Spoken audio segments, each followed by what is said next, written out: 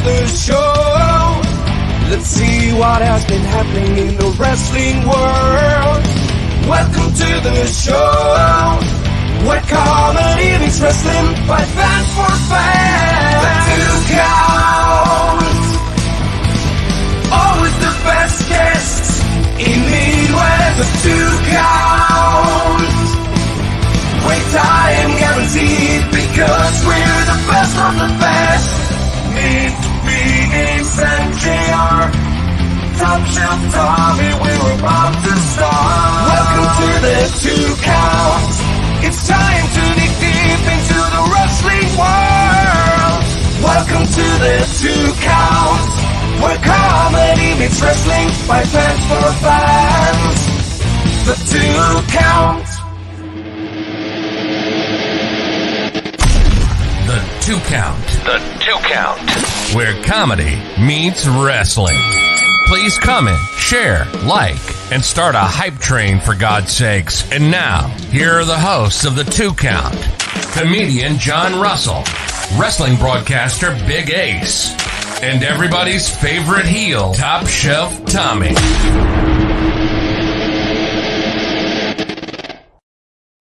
Hello, Zach Takes. Hello, Rudy. Hello, everybody. Tina's here as well. It's like we never left Waterloo at all. Yeah, it really is. I want to let you guys know, well, as you look and you see, there is no Ace. Ace is under the weather this evening. So it's just going to be Tom and I with nobody trying to keep us separated. No buffer tonight. We're doing this as God intended, between one good friend and another who hate each other. Good friends. That's pretty much it. Pretty much it. Yes, sir. There you go. Good to see HCW as well. Happy that everybody's here. I don't know about you, Tom. I had a great time at the Hall of Fame weekend, and I was remarking to you, I wish I could be like you and just go around and be a social butterfly and talk to everybody. But I think a lot of that's the liquor. It is partly liquor. It's partly because I don't care what some of these folks are thinking about me. And then also, I'm very desirable as a person, right? I'm above 6 foot. I look this good in everything I wear. I mean, there's a lot of things that are going right with me. So people are naturally just drawn towards the fact, like, oh, look at the red hair. He's like a beacon of light. They are true on that one. I am a beacon of light. Anyhow, you don't mute my mic. No, I'm not going to mute your mic. Here's the thing. I will promise you this. I will not mute your mic tonight because, to be honest, well, I don't need you, but it's nice to have more than one voice. If I'm just a talking head, nobody cares about that. But I will say, when you say you're like, oh, I'm like a beacon of light, I'm like, no, you're like a Q-tip that got put into a bloody ear. That's what you're like. Anyway. And HCW says you smell like a panda. I don't know what pandas smell like, but I'm gonna. I don't know what they smell like either, and I don't know when he got a whiff. I'm gonna assume it's like regurgitated bamboo, which probably ain't good, but whatever. Anyway. So I want to point out to you guys that are in the chat, we're gonna get all of our stuff together.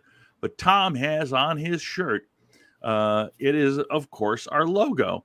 And do you have one of the patches handy? So because I don't want you to take off your shirt, that'd be gross. I'm modeling it. Can you not see that I'm modeling? Yeah, but you can't see close enough. What I'd like you to do is take one of those that you haven't stuck on. Give me a second, though. Okay. He's going to go back to his stash. These are really awesome. Jesse Towler, good to see you, my friend. Happy Papa de Papa.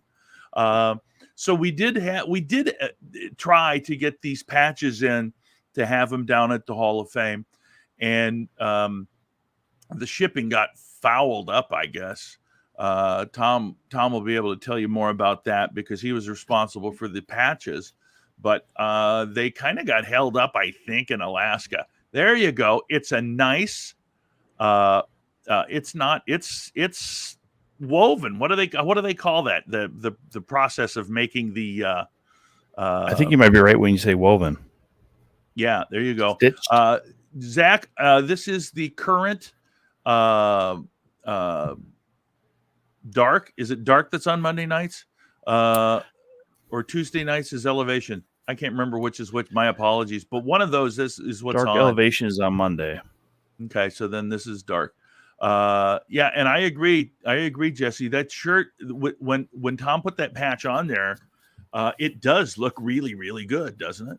But unfortunately, we didn't have them with us on the week this past weekend. Yes. Oh yeah, that's probably what it is. Yeah, filming him in England and showing him defend. Yeah, they did that last I think that's week what it too, was. I think. So here's the deal with these patches, by the way. So this is why I was saying, like last week's show, like we might have something special over the weekend. It was supposed to be these patches. They were supposed to arrive last Wednesday, which still gave me a day where if I wasn't here, I could still go find the FedEx location or whatever to get them or whatever. And then what happened was they got stuck in customs, leaving the country of origin, which I'm not going to spout off because fuck that country. But then also, I like the Philippines. Yeah, holiday in Cambodia, whatever. Anyhow, then they got stuck in Alaska in customs there for a little bit longer. And then it was supposed to be basically yesterday that they were supposed to arrive. Lo and behold, they tried to make a delivery on Thursday. I work right across the street from their shipping center in Roseville, Minnesota. And then I go over there saying, hey, this wasn't supposed to be delivered today. How the hell did it even start or get here? And then they were no help because they can't just tell the driver, like, hey, stop at your location. This dude's just going to meet you there because that's shady as fuck.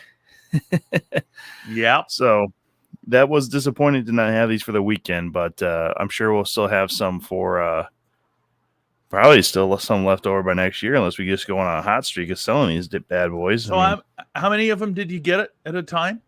We got 500 of these 499 now because one is sewn to the shirt. Wow. Iron, nice. Iron on backs.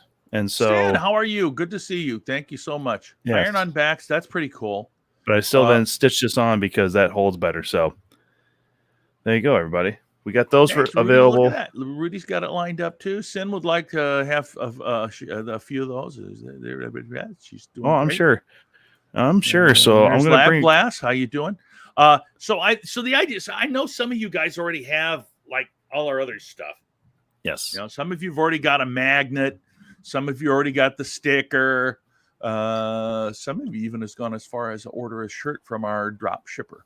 Heck yeah. But what we're planning on doing is we got a bunch of flyers that we had printed up. So we would have something in case we needed it for our big debut on the Podcast Collective panel. It's true. Which I will say this. We absolutely crushed that, you and I. I'm glad you said that because if I say it, no one believes me right off the bat. And then I have to have some kind of information. But you saying right off the bat, it's believable because we were clearly, and I'm not trying to make I'm not trying to throw anybody else under the bus, but my God, did we get the laughs at the Podcast Collective?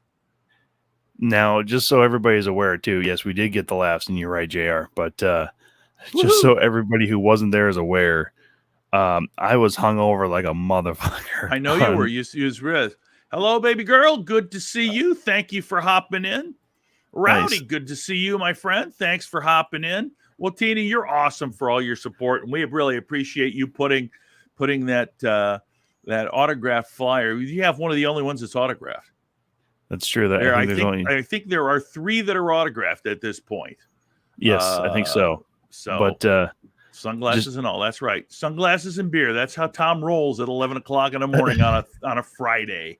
See, yeah, I forgot about the beer part. So that's how hungover I was literally Chris Tubbs from the AWA Unleashed podcast. Him and I were talking just before the collective, hanging out, and then he's just like, "Oh, there's still beer over here, Tom. You want a hair of the dog?" I'm like, "I want something right now," and didn't see any water. And then they brought out water for us. So I'm like, "Well, I'm gonna be this guy. I'm wearing sunglasses and drinking a beer." And then I just went straight into this top shelf mode, baby, and just rode this thing through the whole damn thing. I will say this: I give you tons of credit for being able to throttle yourself back a little bit, because I felt I had to. Had you done what you normally do on here, we would have nobody listening right now. Zero.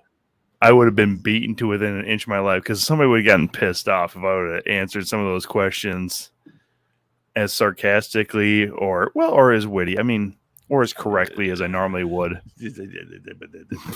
But I know. So here's the thing. Here's the thing. I am smiling and I'm laughing because honestly, I enjoyed the whole weekend. Doesn't matter if I was hungover.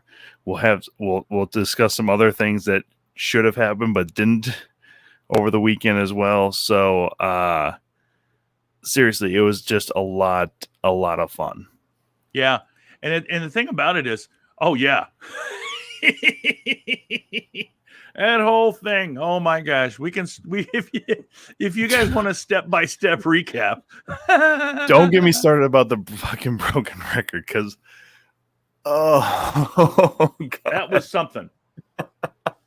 That there was something. Okay, it was. Now, yeah. So let me. I'll give my perspective, JR. Then you give yours. Sure. So, by the way, I want to also point out, I've changed my name to Jonathan Van Russell because after meeting Jim Ross, I don't feel good calling myself JR anymore. So you are JVR. Got it. He's the whole damn JVR. I love it, man. I love it. I'll call you JVR. I'll fucking start doing it. The whole damn show. We'll see what happens. We'll see what happens. See, I think if you go with this switch, though, you're closer to my side than you are Ace's, and he's not here to try and sway you to the good side. So, yeah, come on aboard. So here was also the initial talk of the podcast collective that was not AWA related, because that was kind of a big deal. You had Mick Kirsch, who was one of the final bookers, and Harsh, I believe, is a JVR. Zach knows it. Zach has it down. God damn it. Yeah. I'm sorry. I don't want to swear, but yes. So Mick yeah, Kirsch, Mick. Yes. Yeah. So again, one of the final bookers and executives with AWA towards their dying days. Good friend of Vern. So can't wait till Goro or JJ comes in here and start making some jokes or whatever. But anyhow, once they came over to us to get the real entertainment going, the MC, Sean, I forget his last name, but he was wondering what happened the night before at Broken Record, because as soon as Bryce Jordan, the Golden God, came through the door, he sees directly across the bar JR and comes beelining. I stopped him just briefly just to make sure I got my handshake in. Beelines it for JR and gives him the swiftest kick right in the nuts that I've seen in a long time. And to your credit, JR, you took it like an absolute champ. To your credit.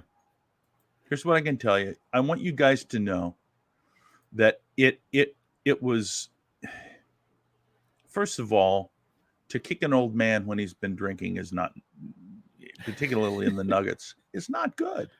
That's not right. I would say they probably.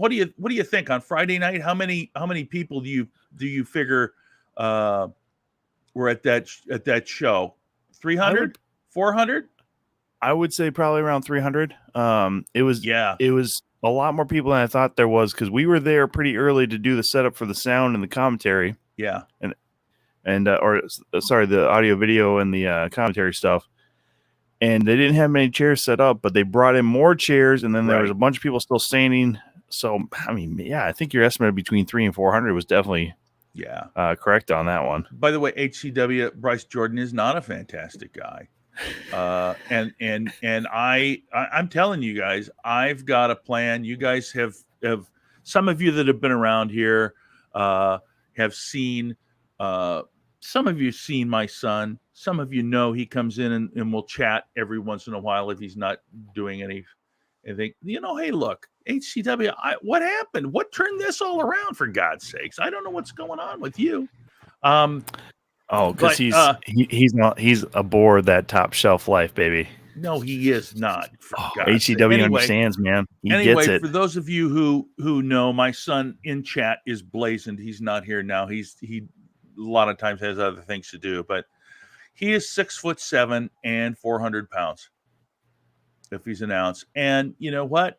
I'm just gonna start having him come with me to everything that Bryce Jordan might possibly be at, and fuck Bryce Jordan. I know he happens to be down at Iowa City tonight at the fair show that IPW is doing down there. But you can quote me on this. My son is going to get my revenge, because Bryce Jordan, for those of you that know, Bryce Jordan is athletic. He beat Mike Bennett, for God's sakes. We'll get into that in a second here. It just goes to the fact that I've said all along, this guy is truly talented athletically, but as a human being, just a kind of chunk of crap, Oh, HCW, I love it, baby. I love it right there. He's gonna turn on you. Your own son's gonna turn on you. Anyway, point being, I'm not gonna sit still for this. HCW, I don't know what the hell happened with you. Did you book him or something? You guys book him? Oh man, I hope they did. I mean, I hope you did too. Keep him the hell out of my neck of the woods. But I will say this though too. You defend Iowa very strongly, JR, and I did appreciate actually on the drive down and then even the drive back up, getting a little bit of history lesson of JVR's old stomping grounds. Yeah. So it was truly a pleasure in that regard. I believe, baby girl, it has been going on 99. Was that when they first started? Was that when it was in Newton? Yes, sir. Yeah, because I was looking at all the Hall of Fame plaques, and then they mentioned it a few times as far as like the 23rd annual. I think it's. Oh shit! What happened to my placard? Fuck! I thought I had it right here. Shit! It mentioned it on there, like 23rd annual Hall of Fame. And they've had a lot of so the cool part about it is they've had a lot of legends there every year. 23 years. There's Tina's. Yep, that's correct. They've had a lot of legends there every year. They have actually, some fairly current wrestlers that are you can still see on television on a fairly regular basis. Yep. Colt Cabana, who's hasn't been on AEW lately, but I believe I heard that they were going to sign him and use him more over on ROH. See, I can understand that he's kind of ROH through and through, really. But no. Yeah, no, I mean, as far as the whole weekend goes, because Colt did a live podcast of the Art of Wrestling podcast there on Friday. So between the podcast collective and then the Impact show, he did one upstairs at the convention center, and packed house, by the way. There probably could have been more chairs in there and stuff too. And he went through pretty much everybody who was there. So he had Rock Riddle on the show. He had Wes Briscoe, our good friend, if you will. Brian Blair. And then legendary referee James Beard, who rocks a mustache. I don't understand it. If you have a last name of Beard, man, rock the beard. What the hell? I don't know why you give a guy that can stretch you out shit. I don't know if he can stretch me out. I mean, he can count me out is about right, but he can't stretch me out for sure. No, man, I just think if you have a last name Beard, man, like you go with it, right? Like my last name is Chillstrom. I am the most chill motherfucker there is, dude. No, that's not true. It's not true, but no, I try to live. I know you try to be chill and you try to have the top shelf, but you get a little bit of liquor in you and you're just as loud as anybody. I'm just as loud. And also, JR heard some stories on the way back on Sunday. So don't share any of those stories ever, by the Oh, way. don't, 'cause it will believe make me. you look so much worse than this character will. Believe me. I'm not terribly concerned about anything that was spoken of in the car. In my mind, the car is like Sacred Las territory. Vegas. Yeah, that's a good point. Or the Dome of Solitude. That's true. So I don't know. We kind of got off different tracks there. But let me just respond to HCWs. Here's the thing about Colt Cabana. Colt Cabana doesn't go on with anybody. Colt only does his own stuff pretty much, unless it's one of his friends. You know. Yeah, he needs to know you. And I mean, honestly, it was. I mean, even just talking to him before his podcast, man, like he kind of wasn't necessarily sure on some of the other guys. He knows Wes from doing different things here and there, but yeah, he wasn't necessarily sure about even some of the legends that were there because. I mean, I don't know. I'm sure he's met Rock Riddle before because Rock is apparently there every year. Yeah, Rock's been there probably since it started. Yeah, but I don't know if he knew some of the other guys that he interviewed even for that one. But yeah. Now, and I'll say this: we both know Colt HCW. We not like we know him like we can call him up anytime, but we both know him. He recognizes us from seeing us at shows that he's been up here in the cities and down at Waterloo. I mean, so he recognizes us when he sees us, which is really cool when you think about all the people that he sees. But that's his choice, is to only promote his own podcast, which I certainly don't blame him for. I'm not going on anybody else's podcast. Well, I mean, we did go on Jesse's. Yeah, but we like Jesse. I'm gonna start calling him Jessel. Actually, so there you go. Good old Jessel's here. Here's a question from Baby Girl. Who's your favorite diva or male superstar? This question is for both of us. Are you talking about current or are you talking about all time? That's a good question. Maybe all time. Yeah. I mean, I'll tell you, if you're talking about all time, my favorite wrestler is Rowdy Roddy Piper. Period. That's the end of the story as far as wrestlers. Okay. As far as my favorite diva, gosh, I like Bayley from WWE. I miss her. I'm hoping that she'll be back soon. But the reason that I love Bayley is because during the pandemic, to hear her chatter while they were wrestling, not only with the other wrestlers, but with also with the broadcasters, absolutely loved it. So those are my two. How about you, Thomas? I saw HCW's comment as far as divas is a negative term. They are women wrestlers. I'm just going to use divas as the broad term as far as before that diva title and then afterwards for women wrestlers or women superstars or whatever they want to call them now. Male wrestler is probably Bret the Hitman Hart, just because, I mean, as far as a technician goes, he was there. He probably was a bit underrated most times on the mic. And then, I mean, honestly, he could carry a company. WCW didn't know that shit. So they underutilized him, and then he unfortunately got that concussion. Then ended his career basically. But yeah, dude, I mean, as far as his body of work, it's really hard to find an equal. And then as far as a women wrestler and stuff, I mean, we saw her this weekend. She's still looking great, by the way, everybody. Like, Jesus. Trish Stratus, man. From where she started as a manager or valet, really, to where she ended up as far as being, I think, six-time women's champion. 7 time, I believe. 7 time.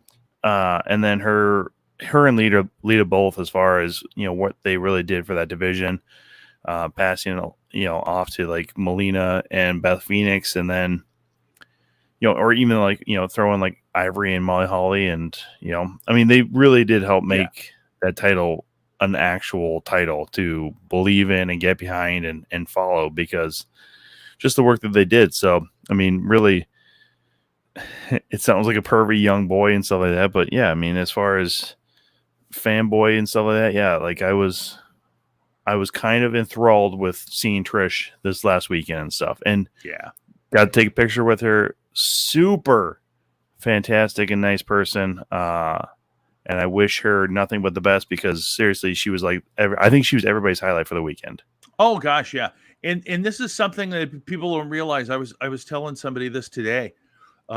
She donated all the money that people paid her to sign stuff back to the museum in the amount of $6,000. Again, she was cool, a main draw for the weekend for sure, and that is pretty damn amazing. So, but good anyway, for her. Yeah, there you go, Tina. That's right. Six G's. 6 G's. Jeez. Anyway, As much as that museum is very cool, and I think everybody should get down there, especially for this one of these weekends and stuff. They weren't going to make that on their own this weekend. Yep. Any which way. So that's amazing stuff by Trish to donate that back. Yeah, absolutely. Yeah, it was fantastic, and you know, I mean, it's so hard, because I don't know about you, but to try to walk through day by day, because so much stuff was going on all the time, and so my head swirls and goes from one thing to the next, and Thursday was we almost won the trivia. Oh boy, but got boned on it, only because we would. Yeah. Here's the thing: we would have won had we trusted you with that Minneapolis boxing and wrestling club. Yep. But that's such a hard one, because I knew that's where AWA started, but I wasn't sold on the idea that was still their parent company, because I thought it went under, the club did, in the 70s, I want to say. But apparently Vern had bought that company or that club and just used it in case he ever wanted to start promoting, because I did more research into this, in case he ever wanted to start promoting boxing as well. It would be an easy way to make sure that there was basically like another avenue, like in his own company and stuff. Yeah. So, which good plan on his own part, but absolutely. So yeah, that's where we fell behind, because we were in the lead going into that, and then it was like it wasn't a double, well, kind of a double or nothing. So you would double your points total, or you would lose all the ones you made that round. Yeah, and we just ended up not answering. Yes, and we had gotten like maybe 20 points up. Like us and like 3 other teams were 20 points up on some teams. Yeah. I think 2 of those teams tried to answer. They got it wrong. I think they said something like American Wrestling Publications or some shit, whatever. And then I believe it was Alex Jaffe's team got it right. Alex Jaffe's team got it right. And of course, the team that fucking Mitch Karch was on got it right. Yeah, of course. Yeah, right. Like the one guy who for sure would know, because that's what signed his fucking paychecks every fucking day. You know, I didn't see any goddamn questions about who was the cruise director on the last Jericho cruise. I didn't see anything like that. I know Brad Williams. Director? I knew that. Yeah, see, that would be good. And what I found out, because it came down to, you too, Tina. You guys got that right too. Dang you! Nice, good for you guys. But it came down to, again, a Coliseum, or basically like showing a picture of a building, and you had to answer, which I don't believe anybody got it right. Maybe there was somebody, but because you had mentioned, and Ace had mentioned, as far as they had done the same thing the year prior, and when you guys weren't playing, and then it was the Omni in Atlanta. Yep. They did the same thing for the final question this year, and I was almost guaranteed it was Greensboro Coliseum, because Greensboro has been used forever. Like Jim Crockett Promotions, NWA, WCW, hell, even WWE has gone back there and done like Starrcade, like when they did like that house show Starrcades. And honestly, like I was almost guaranteeing that was the case. Then it ended up being the fucking Richmond Coliseum, like a. I know they're different states, but they are so fucking close together. Like, still irritates the shit out of me. So, but Yeah. it was still a Yep. valiant effort. And you know what? Us teaming with the guys from Shotgun Radio, Wrestling Radio, Zach and Dylan, We it's a tried. pretty We formidable did good. team. Now, Yeah. of course, we also were, kind of helping Jackson King and Malice and their team a little bit because we're all at the same table. So why the fuck not? But, honestly, it was still just a fun night. That's for, especially after getting there a little bit later, going to the social, getting into the groove of everything, and then doing the trivia and stuff, man. Like, it was a pretty good way to start the weekend. Not going to lie. Absolutely. All right. So when we get talking, sometimes we get behind a little bit with the chat. I have not seen Andrew Schultz's new stand-up yet. I know we have to buy it back from Netflix, so I do hope that everybody can go watch it, and whatever he's asking for as far as payment or whatever, help the guy out, because he lost his fucking livelihood on that one and shit. Yeah. So Yeah. And I did. Took me a while to find him, but I got him. That statue. I didn't know it was in Iowa either. That seemed crazy. That Frank Gotch statue. So it was Humboldt, Was it Frank? Iowa. It was Frank Gotch. Yeah, okay. Because I had seen Alex Jaffe at the museum beforehand, and he said, when you get an opportunity, earlier on that Thursday, said, if you ever get an opportunity, make sure you go over to Humboldt, Iowa, and check out the Frank Gotch museum. Yep. And he said, it's not, it's like a day trip from the cities down to Humboldt, Iowa. And then I'm like, okay. And as I handed in the slip, because you wrote it down and I just handed it in, I see Alex Jaffe. I was just like, pat him on the shoulder. I go, thanks for the answer, bro. Like a total asshole, which, I mean, you guys know me. If I didn't say something like that to somebody this weekend, like, it just wouldn't be me. Totally would. All right. So HCW, you're going to see Stanhope. You already got tickets? I hope you do. That guy sells out like in no time. We've had him down here in Rochester several times. Mm-hmm. Immediate sellouts, and the cities as well. Of course, he kind of kicked around up here in Minneapolis for a while. A couple of his albums are on Stand Up Records, which is headquartered up here out of Minneapolis. That's right. Doug Stanhope is fantastic. In fact, the last time that I got to see him, I didn't see him the very last time he was at Goonies in Rochester. I saw him 2 times. I actually got to share the stage with him. Fantastic. But he was practicing his special beer hall putsch. So that was very cool to see that. Very cool to see that. And that's Andrew Schultz. Good for him. Good on him. Yeah, these are made 3 times what it costs. Like, good for him. Yeah. No, we are not the owners of the event. We are not anything more than fans who have decided that it would be a good idea for us to do this show. We typically have another fellow with us, Big Ace, who you may know, also does the Briscoe and Big Ace podcast with Wes Briscoe, who, by the way, it was awesome to be able to see him again.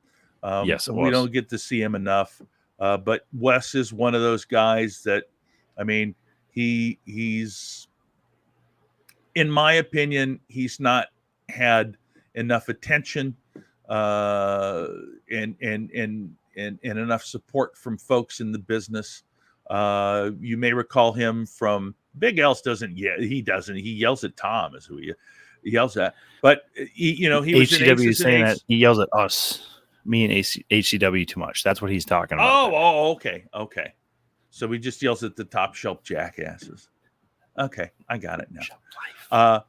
But at any rate, please, those of you that are watching, if you haven't done so already, and you don't have to do it right now because that'd be rude, go over to YouTube and look up the Briscoe and Big Ace podcast, and please follow them. Wes is an awesome guy. And wouldn't you agree, Tina, that he probably hasn't had the push and attention that he deserves? JVR. Yes. Yeah. I really think that he comes back for this event every year. Of course, his father, Jerry Briscoe, is I think he's on the board of directors of the meeting. So I think so. Yeah. Or of the museum, not the meeting, for God's sakes. But I will say this though too, it was really cool to see Ace and Wes do their podcast live too, and take some questions because they were hoping to have Trish Stratus on, and apparently there's just some communication breakdown there. But they had Mike Rotunda, so IRS, and I think he just went by Mike Rotunda in WCW, but hell of a guy, by the way, too. Super cordial himself, a bit gruff. Like, you can kind of tell he's been around some fans that have been screwy and shit like that because he, kind of a little bit guarded, if you will. I'll just say that. But once you got to talking to him, man, like that guy, you can tell he loves the business. I mean, not only because the sons are in it, but also just, he made a living off of it. But he's one of those guys you could definitely tell made some lifelong friends, got out when he should have, still loves the business as much as he can, and really wants to help and do right by the fans and any organization that still will really just have him and stuff like that. I think he's probably desperate to maybe get back into some kind of role backstage, but such a cool dude actually to have there on the weekend as well. Yeah. People were disappointed that JBL was not able to make the show and make his induction, which is too bad. But apparently he had someone close to him pass and had funeral and memorial services to attend. Danny Spivey also was not able to attend. And that I believe was due to some personal health issues that were not COVID. We were told specifically. So who's going on the Jericho Cruise next year? Rotunda, Dan? That would be cool. He would be, and he's definitely the kind of guy that you would like to have. He was fun to be around. He really was, actually, and especially once he starts sharing some stories. Because and seriously, I mean, this is not just JR plugging the show. The stories he shared of the road, and even some of the stuff that he got into with Jerry and Jack and stuff like that too, that he shared on the podcast, because he was only on for about 10 minutes or so. But it's something that is a lot of fun to go back and listen to. I believe Jerry even told Wes and Ace to clip a couple of those stories out, especially one that he shared about Jack that probably isn't told very often. So look for those clips, guys, because, you know how YouTube has an algorithm and stuff, and that's going to help draw more people over to Wes and Big Ace, or the Briscoe and Big Ace show. So there's definitely one story that I will remember the rest of my life, and it's hilarious. Yeah, I think that's the one I think that Jerry told him the clip, and it got a good chuckle. Unfortunately, and John was down there front row helping with the recording too. So hopefully they give you a producer credit or something like that on that episode. Do something. I will say it was very fun to be there. I got to sit next to Bruiser Brody's wife. That's right, Barbara Goodich, and so that was kind of nice. And it's just the cool part about going down there is that there's nobody that puts on airs. I mean, everybody, let's be honest, to be in wrestling, you got to have a bit of an ego, and nobody that's there puts it on display when they're there. Except for this guy. You do, because you're a douche, but that's a totally different thing. Totally different thing. I'm a douche with a good spirit behind him. See? It's a totally different thing. That's your own kind of spin on it. Yeah, whatever, many dude. of you probably are wondering the results of the big drinking contest that was hammered and hammered and hammered, that was to happen between Malice, our friend Malice, the promoter of Madhouse Wrestling, and our very own Top Shelf Tom Chilstrom. Tom bought that hat, by the way, prior to the drinking contest being announced. From the He last had it show. from the that they last had. show. Ladies and gentlemen, as proud as Tom was to tell you about me getting kicked in the nuggets by Bryce Jordan, I am proud to tell you this story. We didn't want to do the drinking contest Thursday because we were already all pretty liquored up. Well, and then also Mouse had to wrestle on Friday, so we wanted to Friday make he was sure. wrestling. We weren't going to do it then. Saturday I did night, find him in the bar on Friday, and we kind of said, well, let's just push it to tomorrow. He was pretty tired. I was pretty tired. yeah. So I understood that. Like, all right, yeah, let's just do it Saturday after the induction. On Saturday after the induction ceremony. Now, Tom's been a little drinky drink ahead of time. Tom's been pre-gaming. Uh-huh. Every time somebody is giving their acceptance speech and there's a pause, Tom either starts applause or yells out, woohoo, or whistles. I mean, Tom is there to do everything possible. And Yeah. Tom is a little getting a little stinky. And on the way back from the Waterloo Convention Center to our hotel, which is just across the street for those of you that have not been there, Tom grabs himself another piece of chocolate layer cake that he's gonna take home with him.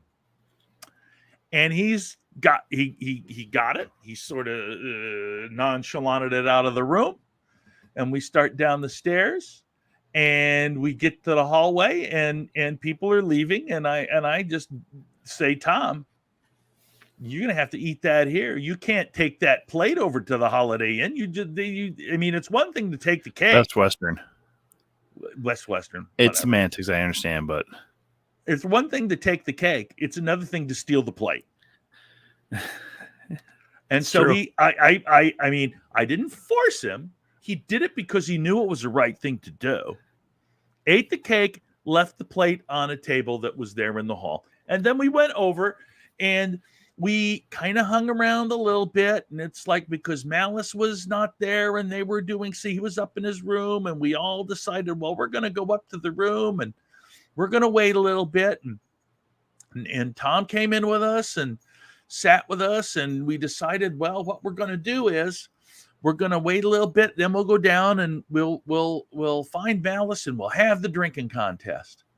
And so Ace and I went downstairs, found Malice, and we're like, where's Tom? And I'm sending Tom messages, and Ace is texting him, and we're trying to, and we hear nothing. And guess when we hear from, this is supposed to be the drinking This contest. is pretty early in the night, too. This is not This is even like- 10 o'clock at night. Yeah. Oh gosh, it's not even 10 o'clock. We were done with the induction ceremony was done by 8:30. Yeah. So yeah, we're hold on a minute. Hey, quit scratching the floor. He's yelling at his son, everybody. Dog digging at the carpet. The next time we hear from Tom is a message at 2:00 in the morning. Yeah. I think I passed out. What do you mean you think you passed? You did goddamn pass out. I did pass out. You know, I did. And you can tell the story about what you made yourself a couple sandwiches and ate half of it and then fell asleep and woke up and ate the other sandwich and a half. I had finished when I got back to my room. I made a couple sandwiches. Because you didn't just, partake in a banquet at the goddamn induction ceremony. I was trying to absorb some of the liquor that was already in my system. Anyhow, let me speak. Don't interrupt me on this one, JVR. I made 2 sandwiches and grabbed 2 beers out of the refrigerator, figuring this is still going to keep me okay, but I'm going to get some food in me. More food. And then I got through 1.5 sandwiches and 1.5 beers. And then the next thing I know, I'm waking up at fucking 2 o'clock in the morning. And then I finish the other half sandwich and the half beer. And then I'm up for another hour, just totally pissed off myself for not finishing off the weekend the way I was meant to in a drinking competition with Malice. It So was very disrespectful, to be honest. it was disrespectful. Many of the folks. Hey JJ, how are you, buddy? Good to see you. Many of the folks who had come to hate you over the weekend wanted to get one last lick in on you, and then you just ghosted everybody. See, that's again, so I don't have that FOMO bullshit. I don't have a fear of missing out because normally I am where it's at, right? Like people just come to me, like they will come around and hang around me. But I woke up and realized there's nothing I can do now. It's 2 o'clock in the morning. Everything is closed. And if anybody was having a, say, party in their suite, you guys mentioned that Troy normally does that, or sometimes Malice will have it in his room. I can't get a hold of anybody to see where the fucking party might be at because no one's going to get back to me in a reasonable amount of time. So, to everybody here tonight, and I will send a message over to Malice as well. I apologize. I talked a crazy big game, and then I dropped the fucking ball. So, sometime down the road, and it may still be a year from now, I don't know exactly, but somewhere down the road, I will attend a Madhouse show or be back at the Hall of Fame. And this drinking competition will happen. Now, there's a little caveat to this. Because Wes Briscoe had heard about this drinking competition. And he has said that, and rightfully so, that he outdrank Malice and myself during the weekend. So he is the champion. And I wouldn't disagree with that. But I think it needs to be a head-to-head competition. Well, look. Which I think Wes could still possibly win. Which is terrifying for me to say. Here's what I can say about Wes. He didn't pass out during anything he was supposed to be at. Correct. He did not pass out. He's a consummate pro. He was able to drink and fulfill his obligations at the same time. But also, did you mention that you had come to the room and knocked on the door? I did not. Ace did. Okay. Well, he did not cloud enough because I was literally. Oh, yeah, he did. I was on the fucking couch. Bullshit. He did too. Very nice to meet you. Hope you join us. So typically, just to give you an idea, we have who's on with us next week. Nerd D is back with us next week. Is a rap artist who is fantastic. All of his songs have a hint of wrestling in them. I mean, if you love wrestling, you're going to love him. But we typically have guests on just because we were so busy at the Hall of Fame over the weekend. We just didn't have anybody. We thought we might have a lot to talk about. And then Ace ended up getting sick, so now it's just us. But for example, we had Jossie on last week. We've had Bryce Jordan on. We've had James Jeffries on. We've had Malice on. We've had the Shank. We've had buddy, that's another guy that was giving us all sorts of crap. Was the Big Picture that he says you've had the Shank on twice and not me. You guys can go yourselves. Until he heard that we were willing to have him on, and he's like, it's like you just gotta fucking ask sometimes, man. Sometimes it's not on us to ask you. Sometimes it's on you to ask. Exactly. Cole Cannon is another one who's apparently giving Ace shit. Your new Impact Pro Wrestling Extreme Champion, by the way, Cole Cannon. But Yeah, we were gonna have Cole Cannon on with us, but he apparently was unavailable because I think he's at the show in Iowa City as well. We've had JB Smoove on with us. We've had the fantastic Billy Starks on with us, who, by the way, you talk about women wrestlers. This is a girl you want to keep your eyes on, Billy Starks. She's not only fantastic, she's super young, and she's got a lot that's going to happen for her in the future. No joke on that one. But and then I mean, even that, like, just to even preview this weekend. So a couple weeks ago we had TS Aggressor, who was a fantastic guest. We'll definitely have him back on as well. So, people involved with Impact Pro. We've had Jason Prentice, who is the promoter with Absolute Pro Wrestling, and they were giving away these sweet beer koozies this weekend. So you guys can see all that because they had a table at the show on Friday night. So in fact, I got Baby Girl, they're having a show. Absolute Pro Wrestling's having a show on August 27th, is it? August 27th there in Waterloo as well. In Waterloo at the Cattle Congress. So if you want to go and see a really good show, a lot of the folks that wrestled will also be on that show, but a lot more as well. And I will be down there, and Ace is planning on being down there. JR, I don't know if you're going to be able to make that one. Is that right? Or yes, no, maybe? Yeah, I don't think I'm going to be able to make that one because I gotta do something the next day that I don't think I'm going to be able to do it timing wise. Yeah, Billy with Ruby Soho down at Wrestling Revolver. Yeah, I mean Billy Starks is she's bubbling on the edge, and I think one of the things holding her back is she's not 18 years old yet. She can't sign that contract without parental consent, and most of the major promotions are not going to run you anyways if you're underage, because I mean, Jeff Hardy wrestled on WWF when he was 17 because he lied about his age. Yeah, they didn't find that out until well afterwards. Like, so when did Mass Transit, by the way. So did Mass Transit lie about his age, by the way. That was a whole different story right there, and that was one of the reasons maybe ECW, when that all came out, kind of started on their downslope, if you will. But oopsie pinnakin. But anyway, the point is that just to give you an idea, Baby Girl, that it's not just us two knuckleheads talking every week. It is this week, but it is this week. Absolutely, you're right. Tracy Lord's lied too. Yeah. Thanks, JJ. Fucking Christ. He knows that's his niche. Yeah. So I wanted to also, before, well, I mean, I guess Baby Girl can head out whenever she wants to or needs to. So we not only do we get to hang out with some old friends, like Zach and Dylan and Tina and Wes and a lot of those Impact guys and stuff, but made some new friends as well at the Podcast Collective.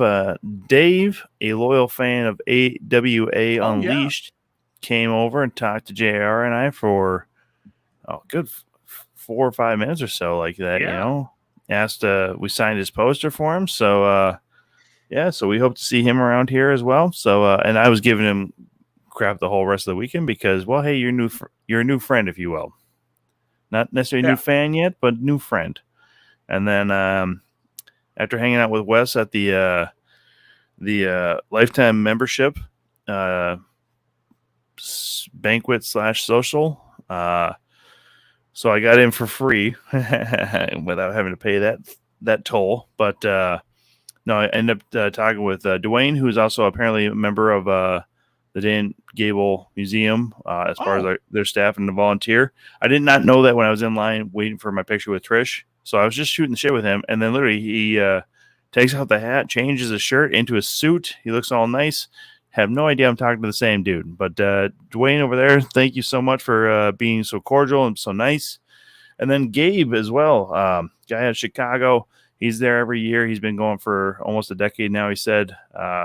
These are just guys just meeting him in the bar and stuff like that too. So, and then Brian from Idaho, he's only been going there a couple years, but I'm trying to think of some of the other new people. But those are the major ones. And then, of course, I mentioned Chris as far as with one of the hosts and producers of AWA Unleashed. he was cool to hang out with, and then also now again finally getting to meet Zach and Dylan in person. So because I've only just seen Zach constantly talking to chat like he knows me directly, but now he actually does. Well, And yes, let's be honest. He had a pretty good idea. I get it because I'm sure Ace and I are pretty descriptive, you know. Yeah. Oh, Brian Westcott. Thank you, Tina. Yeah. Super knowledgeable dude. I liked his pullover, and they had those available, but only in size small. So if you want me to never be able to get out of a shirt, that's the size I would buy. Well, you'd never be able to get into it either. I mean, let's be honest. That's true. I mean, it's like a sausage casing at that point, right? That's forcing that. Almost making me ill. Just thinking about that. Anyway, now let's talk about the wrestling show, because the wrestling show was actually really good. I don't know it was a great night. If you got to keep the card or not. Ace, I think I think I got it in the old noggin here. Okay, Ace would usually have the card, and this may not necessarily be in order, but go ahead and give it your best shot from memory. So we started off with the Battle Royale, and that was pretty much everybody who was on the card or in the promotion, kind of a way to get everybody involved. Really good overall Battle Royale as far as you will.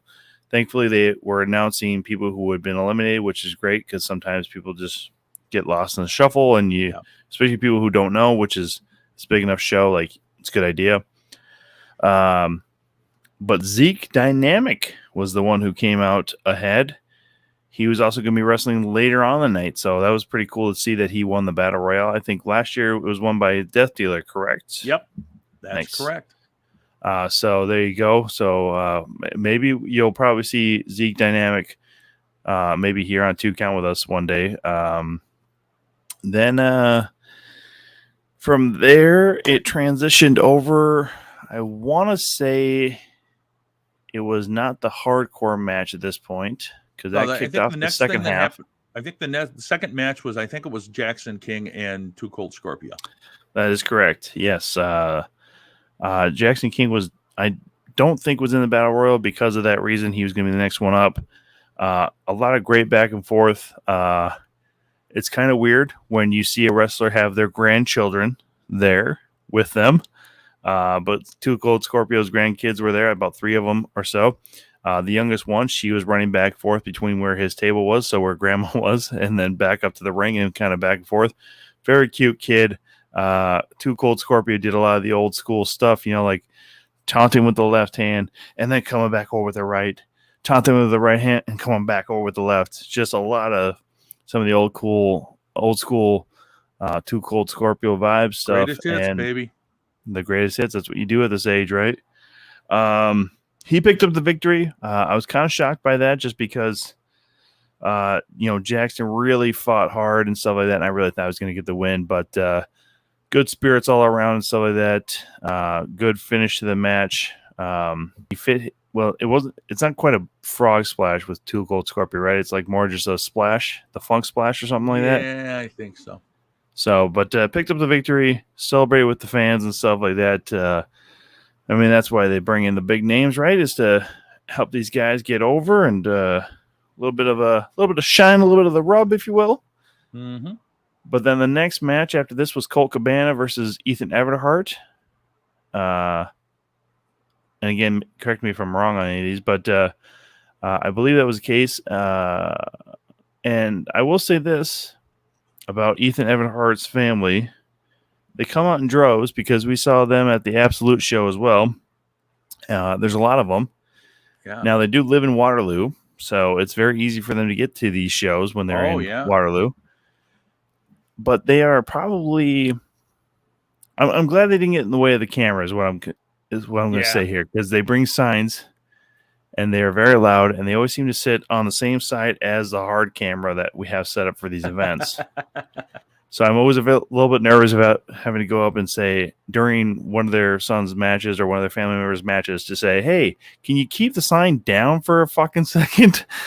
Especially considering you see like his younger siblings or nieces, nephews, whatever they might be, and stuff like that. So, but another good match. Colt Cabana got the win, as was probably going to happen anyways and stuff. But he did give a nice little rundown.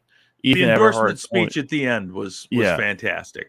Exactly. Ethan Everhart's only 20 years old. Colt's been wrestling for well over that at this point. So he gave him the whole promotion and speech of, hey, kid, you're doing great. You got a lot of talent, a lot of athleticism. And really, he does. I mean, Ethan Everhart is kind of a specimen right now, too. Like, he's a taller kid, broader shoulders and stuff like that. Looks great in the ring. So, a little bit of fine tuning, and that kid's going to be right there along with some of the top names, not only in just Impact Pro Wrestling, but a lot of places in the Midwest and probably around the country, too. And then we got the big women's match, if you will. I will say this. I was sort of shocked and or surprised that Midnight Guthrie came out with the Hale sisters at the beginning of the match. Typically, we haven't seen stuff like this. Of course, I haven't been to every one of the Hall of Fame shows, but this it's not typical. Let's put it that way. No, but since the Hale sisters are really the female draw for Impact Pro and a lot of the Iowa wrestling, as far as they are the local gals, for them not to be on the show, I think was pretty devastating. But then, Midnight Guthrie did his managerial duties and stuff, sold the audience very well about the fact that it was wrongful that they weren't part of the match, which, probably not wrong. But, excuse me. We got to see the debut of Becca Roper, who works at the museum and has been training with, Dan Gable and pretty much anybody that she can with for the last little while. She's also a former wrestler herself, like Matt Wrestler, amateur wrestler. And then a special guest referee, the local Yahoo from the sports station or KWWL. Yeah, there you go. The reporter for their sports reporter on the local news station came down, was the special guest referee. He did his best. I'll just give him that for sure. And Becca Roper was taking on Frankie J. I think it was only her second or third match back from maternity.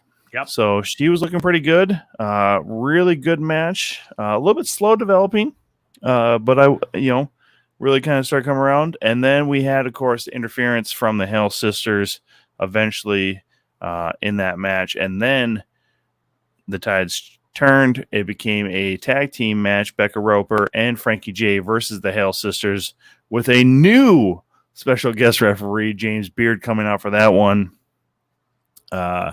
Taking the spot of the local television sports reporter. And that tag team match ended up being very, very good. Becca Roper got her moves in, really showing some of that mat wrestling skill. There he is. There he is. This guy right here is the loser, Malice. This guy right here on the screen. Oh, shit. He's the passer outer. Fuck, he's on YouTube. I don't have YouTube up to see the comment right now. I just popped it up I there. It says hello. Man. It says hello. He's saying hello. And I know, but he's watching on YouTube is what I see. That's fine. He's allowed. I know he is. I'm just saying. Miles, we're just doing a quick rundown of Impact. So, but just to give you the satisfaction, and I know I messaged you and stuff, and I'm sure you probably messaged me back, but I just don't have any notifications turned on right now.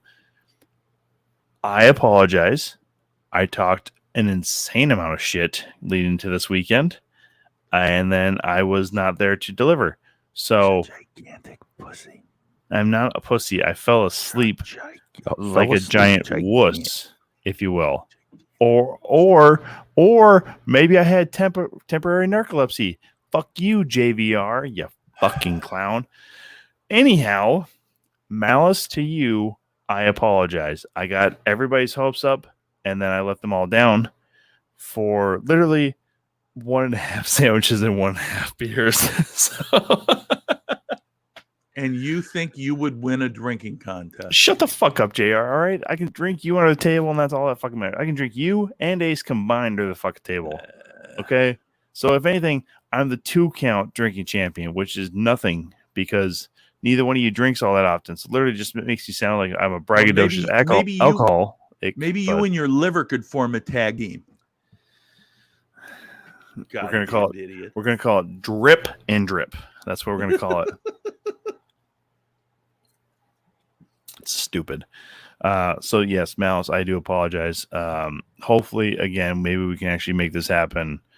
Record it for, I don't know, posthumous reasons, because I'm sure I'm going to die from trying to challenge you. TV time. Again, I apologize. I talked a big game and then could not deliver. But however, I was trying to talk to you on Thursday and Friday about doing it those nights. And when we agreed upon it Saturday, I fucking failed. So I apologize. And Tina, don't you dare call me a lightweight because, well, actually I don't get it. You can all call me whatever the fuck you want. You're going to call me anyways. Once you had your out, it was over. See, I've always been the guy, like, I won't go back out for anything, right? So, like, if I get home or to where the bed is, I really don't like to go back out again. So, like, even that, like, I have gone out, like, after doing these shows and, like, to get something to eat, and I really fucking feel real bad about it. So, absolutely, we had a blast, and it was fantastic, and it's always good to see you, Malice. And always make sure good you guys to see you wherever it is. August 6th, Knoxville, Tennessee, or Knoxville, Iowa, for Madhouse, the second go around. It's gonna be a great show too.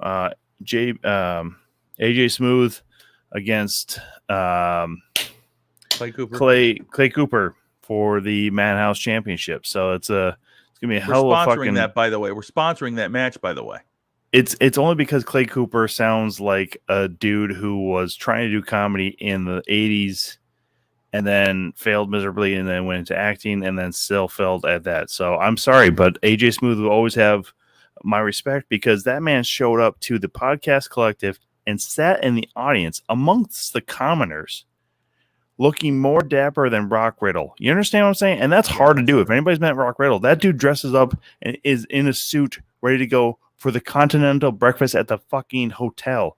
So by 9 o'clock, this man is already in a suit ready to go for the day. He doesn't sweat at all. I don't know what Rock Riddle is made of, but it's not fucking human. It's what I'm saying, okay? And JB Smooth was rocking the goddamn shit out of that suit he was wearing. So don't tell me that I need to remember the guy who's clearly going to lose that fucking match, okay? We still got to remember his name. We're sponsoring it, jackass. Clay Cooper. Clay Cooper. Well, then just remember it. That's all. It's a simple ask. I'm trying to. You want me to write down my hand? I'll make sure I have my notes. It helps you remember, sure. Fucking don't. If it helps you remember what we're supposed to be doing, we're supposed to help promote the match. Listen, JB Smooth against some guys is going to kick his ass. That doesn't help promote the thing. Well, if you're going to do that, we already know. Then that's stupid of you. You've referred to him as JB Smooth fucking twice. It's AJ Smooth, you jack clown. That's what I said. You said JB Smooth. You said JB Smooth. I said AJ Smooth. I said AJ Smooth. This is not some fucking Daffy Duck Bugs Bunny bullshit, you son of a bitch. I didn't say it was. You said JB Smooth. I'll go back on this. I can't show it now, but I'll find the spot where you said JB Smooth. You said it. It's probably because you said it earlier in the night. Fuck you. See, look, I have a witness. He says we both said JB Smooth. See? I believe I said it. I know I said JB Smooth. I'm not lying about that, but Tom doesn't believe he said it. Tom doesn't believe he messed it up. This is what happens when you have comics trying to talk about wrestling too, because we both know. I haven't worked with him. I think. Have you ever worked with JB Smooth or no? No. No. right, In fact, to be honest, I don't think he's ever been to Minneapolis. Yeah, maybe not, but I know he did like the hosting duties of the last Comic Standing. Yeah, last time they did that, he did. Yeah. He was on. I believe. Did he do? I know he's done a couple, America's like, Got Talent before Terry Crews took it over? No, I think He did was some maybe talent show as well. I think. Yeah, because Nick Cannon was on before Terry Crews. Maybe he was on because he wasn't the original because they had like those two dummies or whatever from Britain or some shit doing the first season. But you know what? I'm sorry, guys. Okay, I messed up. You're welcome. Congratulations for catching me on my fucking second. I hope AJ Smooth comes and kicks your ass. I probably deserve this fucking point, dude. Like,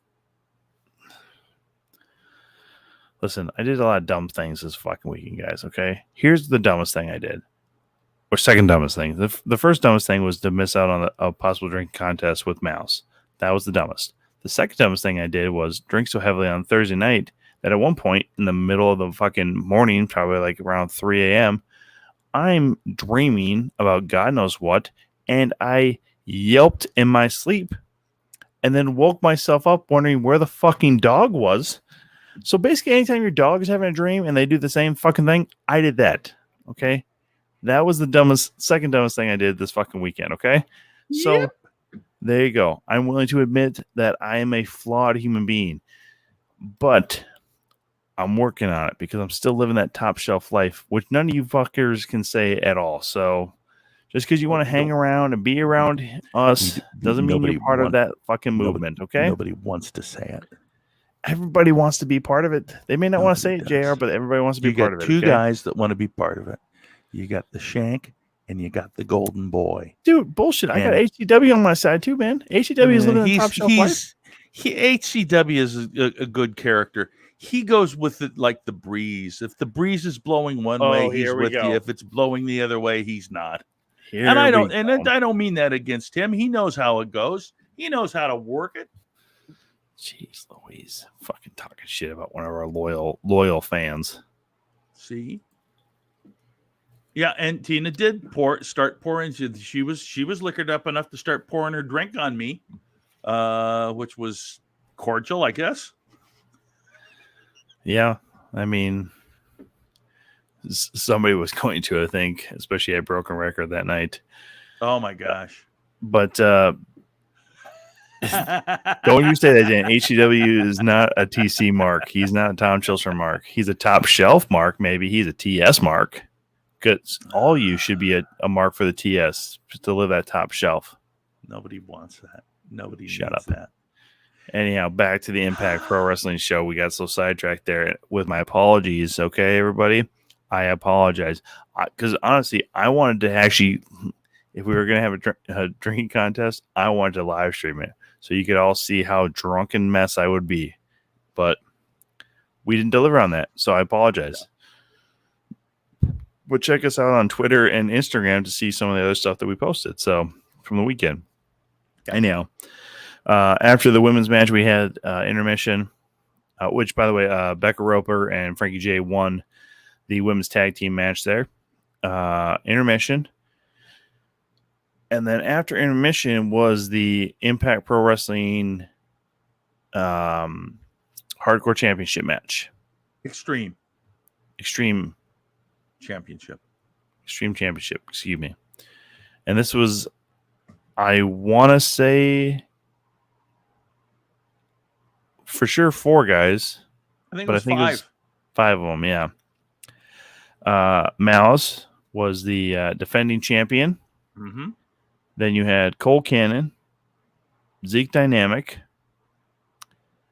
Maddie Starr. Oh, see, I forgot about Maddie Starr. And then Swallow? Sparrow. Sorry. Yeah. It's another bird. Yeah. It's another bird. We called him JB Smooth, and you called him Sparrow. Swallow. I mean, Jesus God, dude. It's another bird that's of that variety. Anyhow, Sparrow. Sorry. It's a fucking bird name. Okay.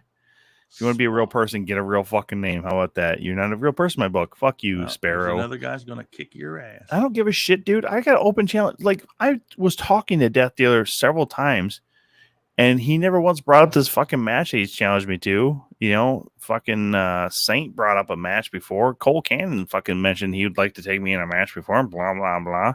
See, these motherfuckers. And Jimmy Wild was there on Friday, had a perfectly good opportunity to give me a chop like he said he owes me. Well, you know, Jimmy Wild is injured still, and there's no way that I would ever expect someone who's injured to put their Deliver a chop. health It's a chop. to put It's a to chop. put their health on a line. It's a chop. I mean, I Doesn't make understand that any I'm a difference, giant Tom. comparison to If Jimmy you were- Wild. Look, if he wants to give you a proper chop and has to plant that knee a certain way, and let's say that he re-injures it because he wants to hit you so hard, Is it my fault I he's fragile certainly- as shit? I certainly won't fault him for not doing that.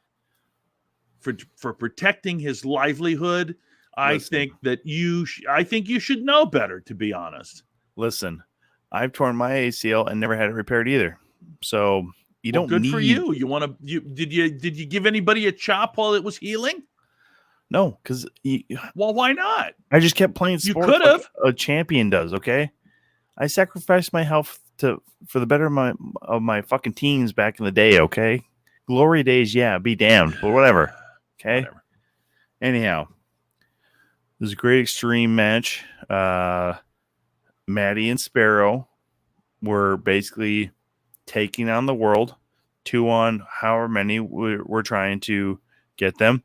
And poor old Malice, by the way, took quite the beating from everybody, because at one point it was basically Zeke Dynamic and Cole Cannon versus Malice, Yeah. and Maddie and Sparrow just kind of took the back road. And then eventually they went and took it to Malice. And then Malice's poor, lifeless body was lying on the canvas. This is why I didn't want to try and drink with him beforehand, was to give him a better shot at the match.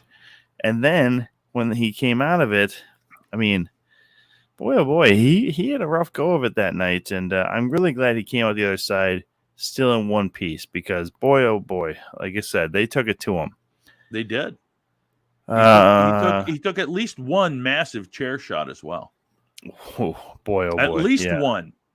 And I'm saying boy, oh boy, because I'm trying not to swear so much on here, if everybody's wondering, because again, it's still on YouTube. So they might have some rules about some of the things I might say. And yeah, Mouse took a hell of a shot. At least 3 hell of good shots. And the final one really probably put him away. But back and forth. Eventually, down the way, Cole Cannon was able to get the victory and is your new IPW Extreme Champion. So there you go. The last time that the Extreme Championship was not held by Malice was last year at the Hall of Fame, when AJ Smooth beat him for that title Mm-hmm. in a ladder match. Yep. And then, I might have missed one. I don't know if this one fell before or after the intermission, but we had the big picture versus Jeremy Wyatt. Oh, that's right. Yeah, and like I said, I don't remember if this happened before. I think this actually did happen before, because I think maybe I got the placement of the Colt Cabana and Ethan Everhart in this matchup mixed up. But either way, Might be. a lot of good stiff shots between these two, and I'll be real honest with you, I might have started drinking at this point. Not you. I don't know. Maybe I was. Maybe I wasn't. I don't know. Maybe. God, why can't I not remember the fucking result of this fucking match then? What was it? Fuck. I don't. See. I don't remember either, to be honest with you. You're watching a fucking screen the whole time, man. With the Yeah, Never because mind. when I'm watching this, when I'm doing the switches, Yeah. I'm not paying. I'm just trying to pay attention to the action. And to be honest, I don't recall who had their hands held up at the end of that match. I think it was Wyatt who picked it up. I think so, but Shut up, Tina. Uh, she said shocker. Or maybe this is where I went and got my food because I knew I was going to take up Thanks, Lab Glass. whatever. It didn't matter. But that was on the card, and I apologize for both of those men because I know I'm a huge fan of Jeremy Wyatt. Like, I'm not necessarily a big fan of the big picture because I don't know. He wants to be on our show. Fucking needy Big bitch. picture one, Tina says. Big picture one. Oh, see, thanks for the help. Way to be useful. Anyhow, then it was the co-main event. It was supposed to be Bryce Jordan versus Jonathan Gresham, but Jonathan Gresham couldn't make it work as far as getting from Waterloo, Iowa on a Friday to Lowell, Massachusetts on Saturday. And by the way, if you haven't heard, lots of different news swimming around Jonathan Gresham, by the way. Mm-hmm.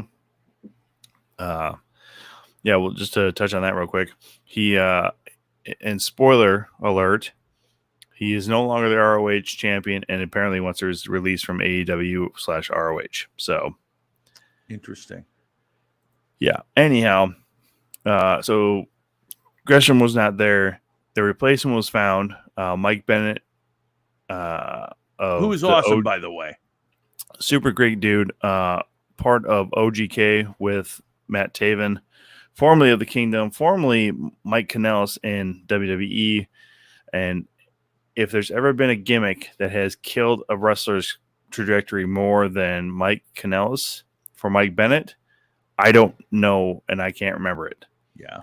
Because this man was a star in ROH and in Impact, and then they took him and made him, I don't know, like a simp Henpecked. for his own wife kind of thing. Yeah, henpecked. Simpleton. Yep. Anyhow, but he was there, and Boston Strong style with Mike Bennett and Bryce Jordan. Boy, oh boy! Again, I'm using that phrase because I don't want to swear, because I think that would deter how good of a match they actually had. Mhm. Because I was working the computer at this point, going between the hard cam and the ringside, and it was really difficult to go back and forth. Lab Glass, no, the DDP Stalker killed his trajectory after being a star in WCW, and it never really made him a star in WWE. They never introduced Mike Bennett as a potential star because they never gave him anything to fucking do.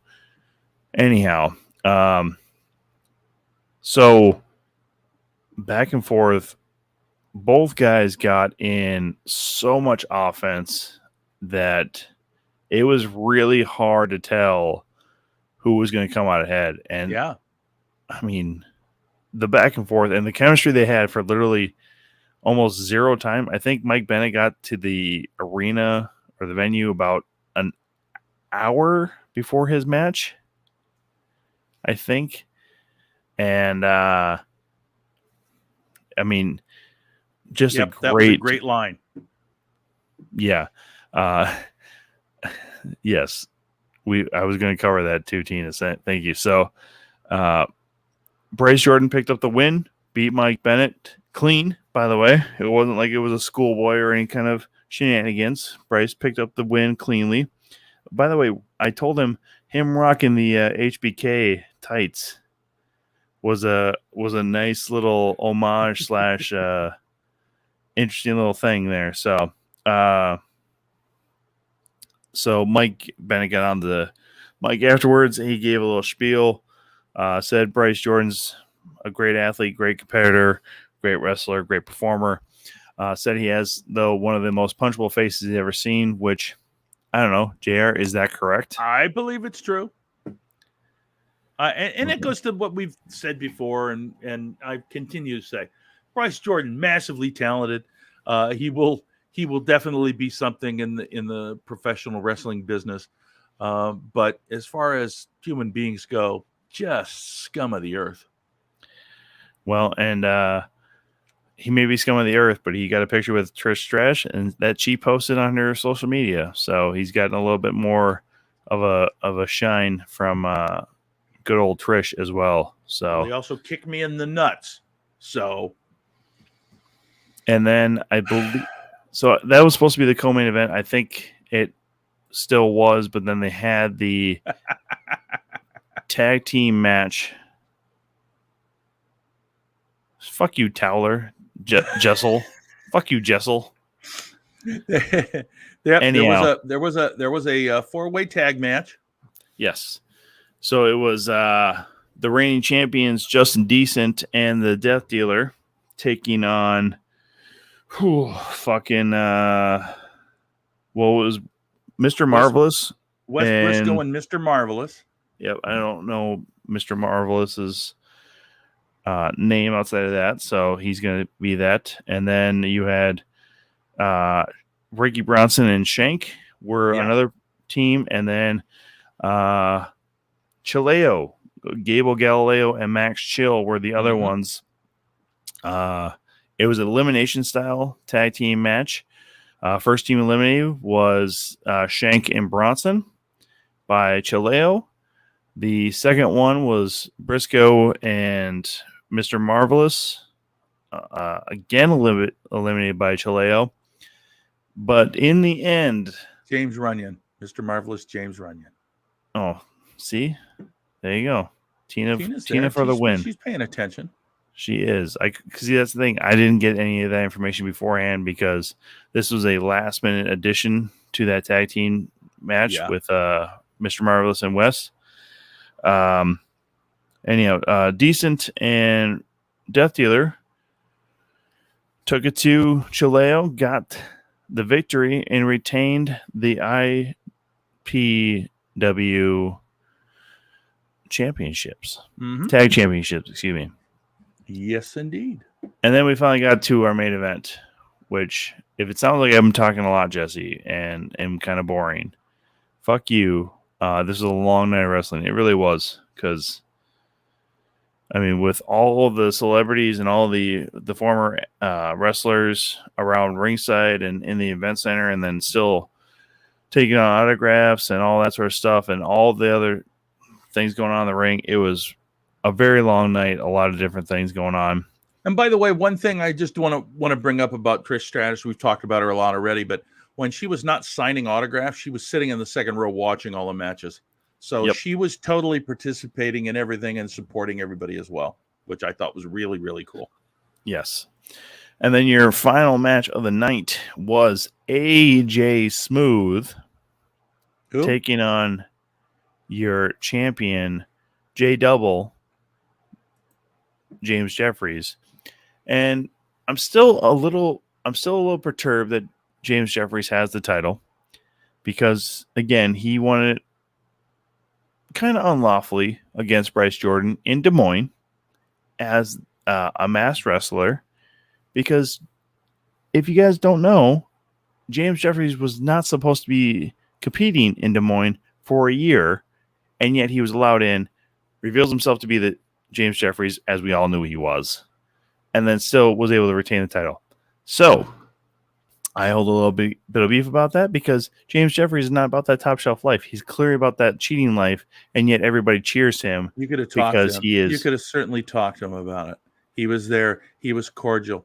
He shook my hand almost every time he saw me, and James Jeffries is very cordial. He's not one of these Bryce Jordan types that tries to kick in the nuts every chance he gets.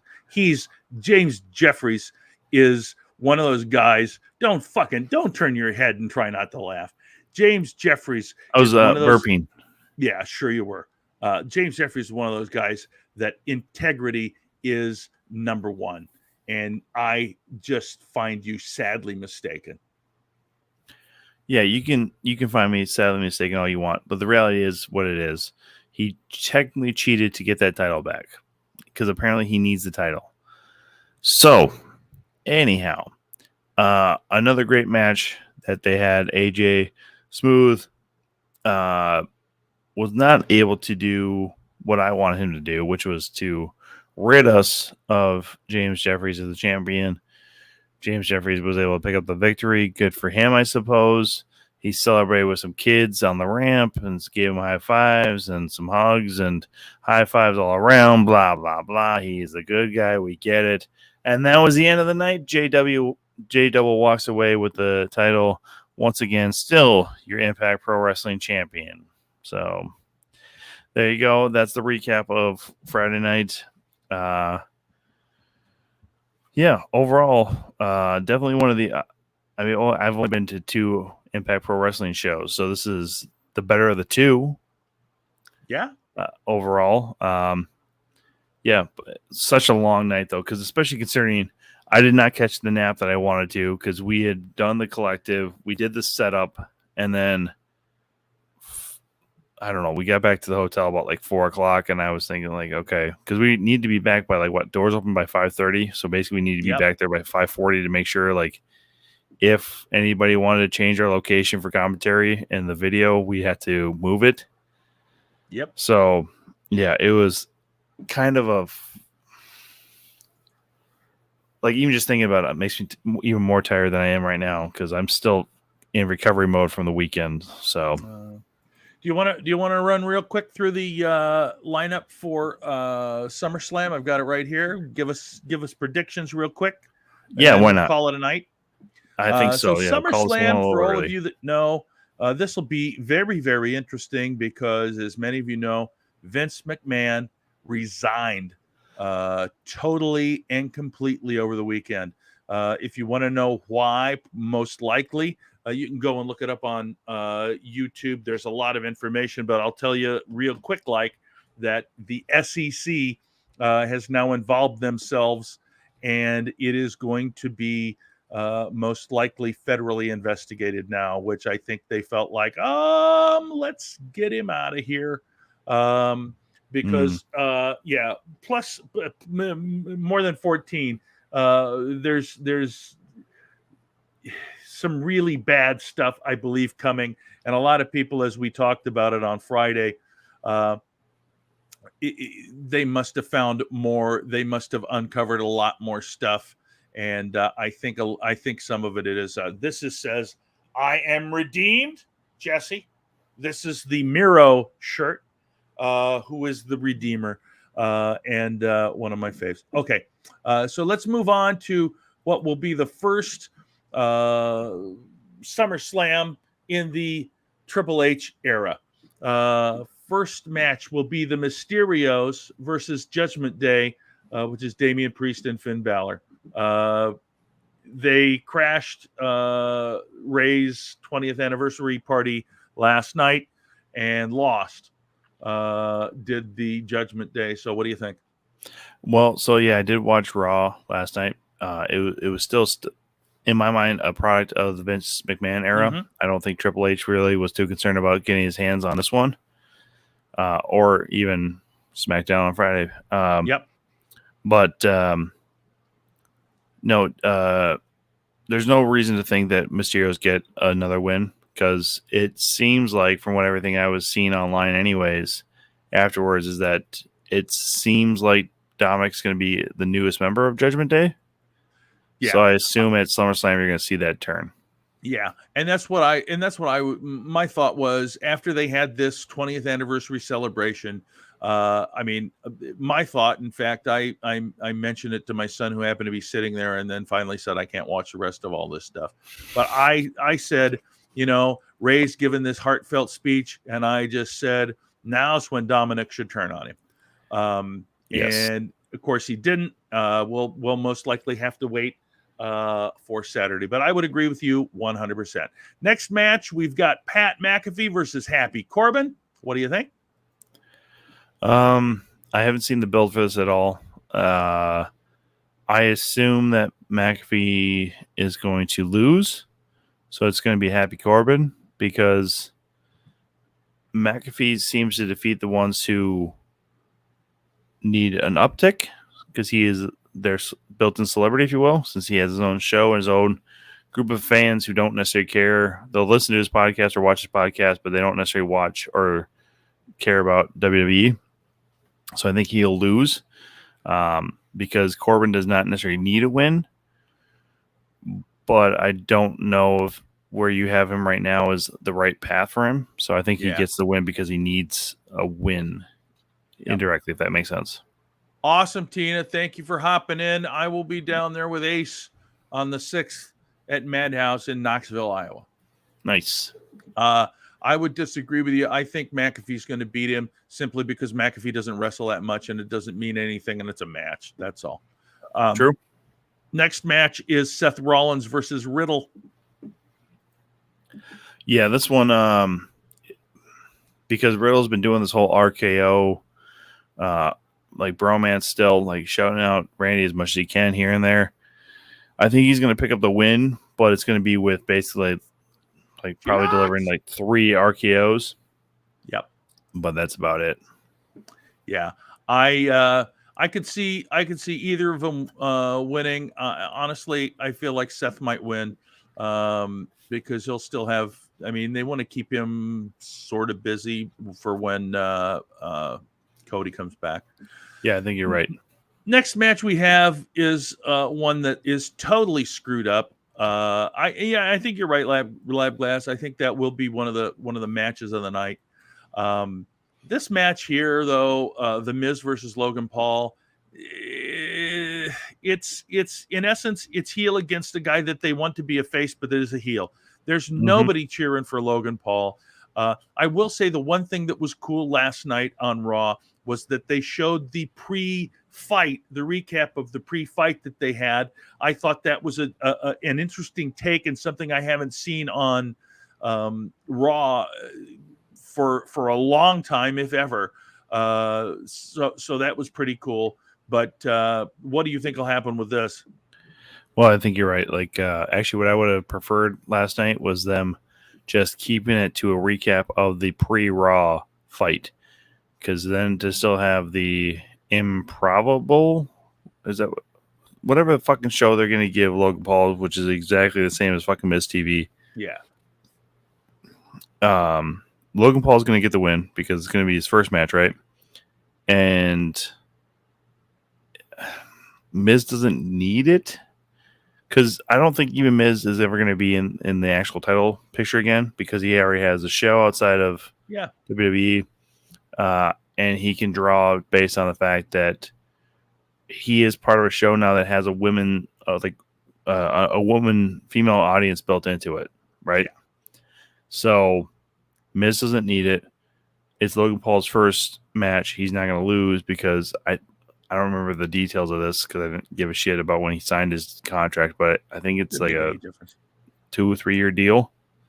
Yeah, doesn't make any difference. Logan Paul's going to win because they want him to be a babyface, and he's not going to, and people are not buying it. So this is one that's unfortunately going to, I think, backfire in the long run for him, but he's going to win. Next, we have United States champion Bobby Lashley against Theory, which is interesting because Theory's also Mr. Money in the Bank. And this could be something or it could be nothing. I found it interesting last night. If you didn't watch, Roman Reigns made comment about to Theory about his daddy not being there anymore, which obviously was reference to Vince. Man, I don't know what's going to happen with this. I don't think they should take the belt off Bobby Lashley, though.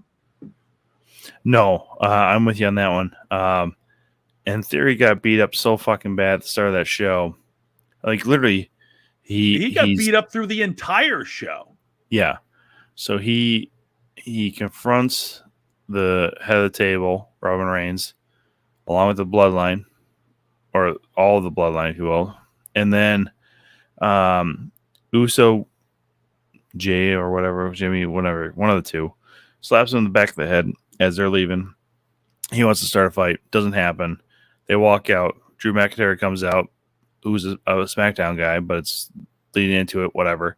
Anyhow, Drew McIntyre beats the shit out of him, but then eventually, who the fuck is he fighting at SummerSlam? Sheamus comes out, interferes, then ends up being and then Bobby Lashley comes out to even the odds because Sheamus came with all of the fucking brutes. Yeah. Is that what they're fucking called? The Battling Brutes or the Bruising Brutes or the... Who gives a shit? Yeah, and yep. Exactly. So, anyhow, then it becomes a tag team match after technically McIntyre already won because it was interference or whatever. And then now it's a tag team between Theory and Sheamus, Lashley, and McIntyre. There you go. Yeah, and so Brawling Brutes. There we go.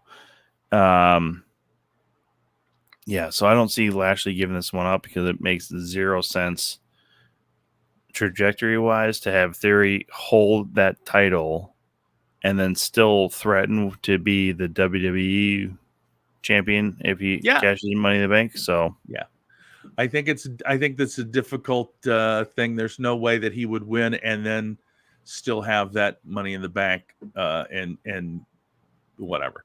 All right, so we got Liv Morgan versus Ronda Rousey. Liv Morgan is your SmackDown Women's Champion.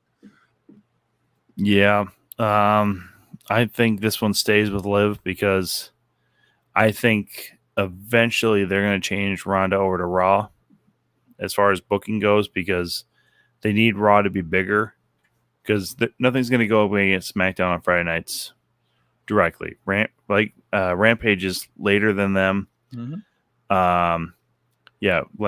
Labglass, you're right. Like Liv just got the title. You can't take it off her so quick because they've already fucked up so many women's championship reigns with that. Like Sasha Banks, she never made it past the next pay-per-view with the title. Yeah. You can't do that with Liv because it took so long for her to get it, even though she's gone through so much shit, lost all of her fucking teammates, if you will. And now she's finally champion, especially after winning at Money in the Bank. It would make zero sense for her to lose. Yeah, I have a tendency to agree. Although I will say this, if this were still the Vince era, which it may still well be. I mean, they may just go with everything that he had planned. Who knows? Mm-hmm. I could see him taking it right off of her. It's been done to so many people. I agree with you. They should let her have a run with it, but it's Ronda Rousey, and I could see Ronda taking it off of her. I hope that doesn't happen, but it could. And then we go to the Raw Women's title, which is Bianca Belair versus Becky Lynch. Yep. So this is why I'm saying that Ronda will move over to Raw is because I think Becky Lynch wins this title.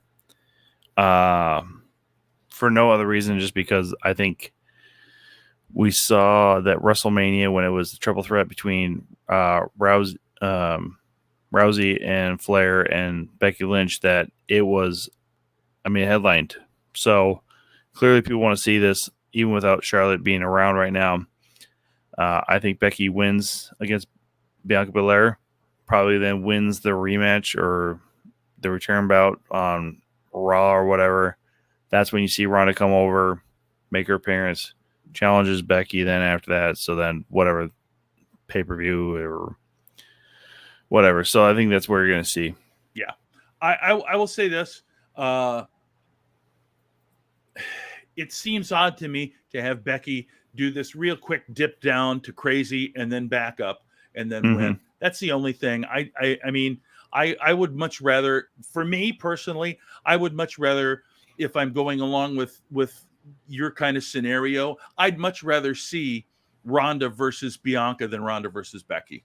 Oh, absolutely. Now, given the fact that there is, and given the fact that there's the history of Ronda not really being pinned by Becky, there's that also. But that may come into play as well. But I would much rather at this point in their careers see Ronda versus Bianca. I'm with you on that one. I would love to see that too. Anyway, next we've got the undisputed WWE Tag Team Champions, the Usos versus the Street Profits. Yeah. So I said this coming out of Money in the Bank, where yes, okay, the Street Profits didn't technically lose because, I only know Dawkins. What's the other ones? Yep. Yeah. His shoulder was up. I know it's like on the tip of my tongue. Montez Ford. Yes. Thank you. Oh God, I had an ace moment there. Fuck. Anyhow, again, their credibility in my mind was killed when they went through that terrible shit with Viking Raiders back a year and a half ago.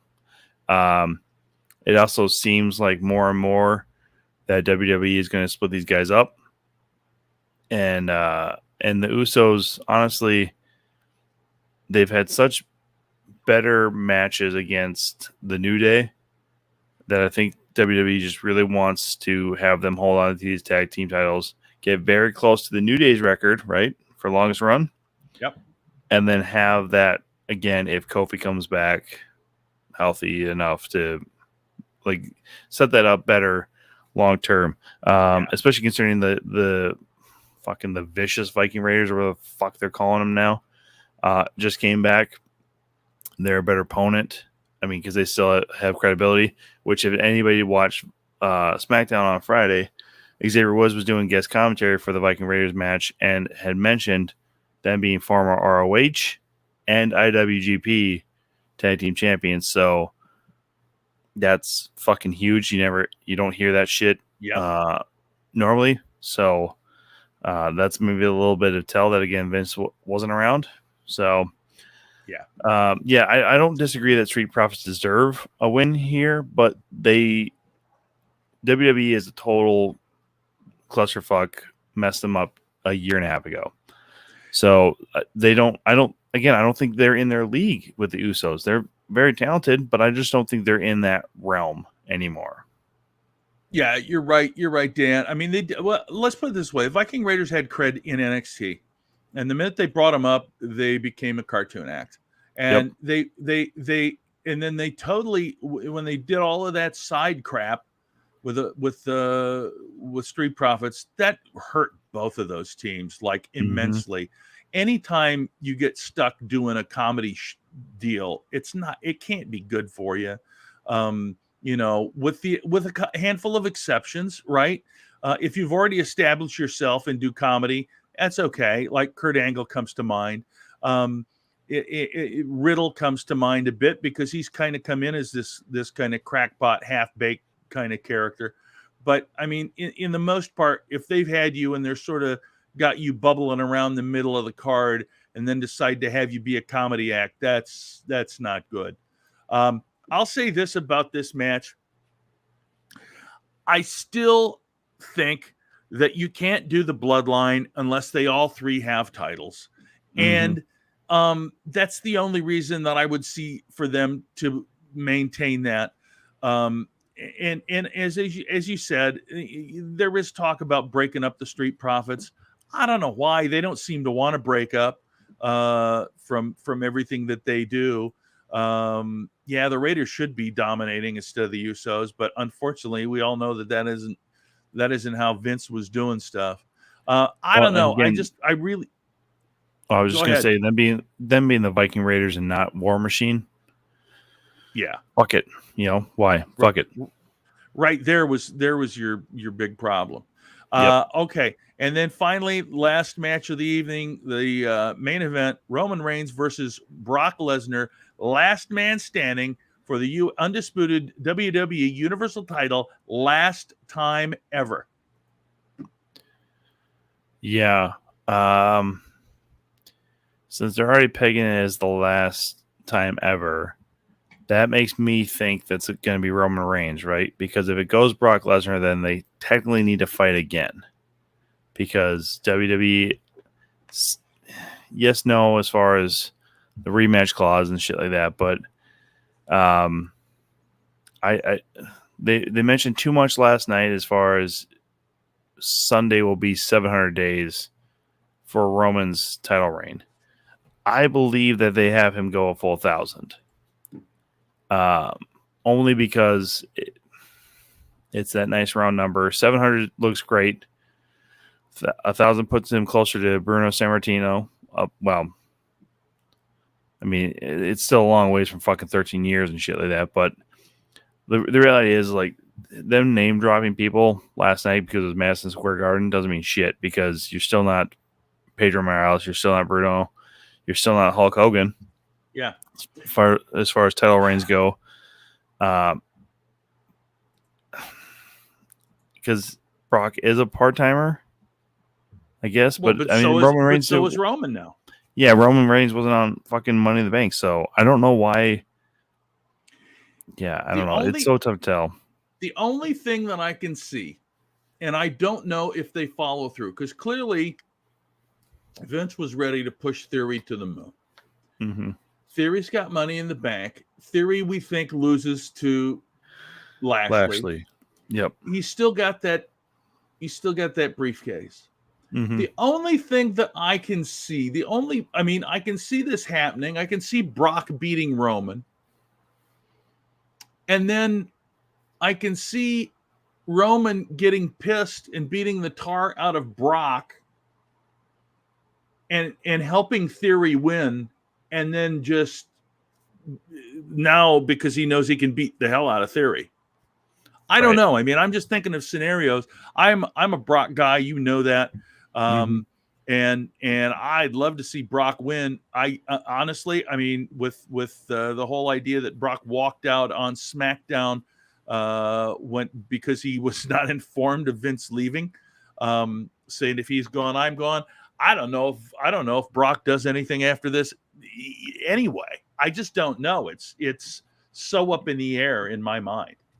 Yeah, the theory coming after SmackDown was that Brock was going to be replaced with Goldberg, which that's not even good booking because you still have guys like Edge, who's a viable. I mean, he has been world champion.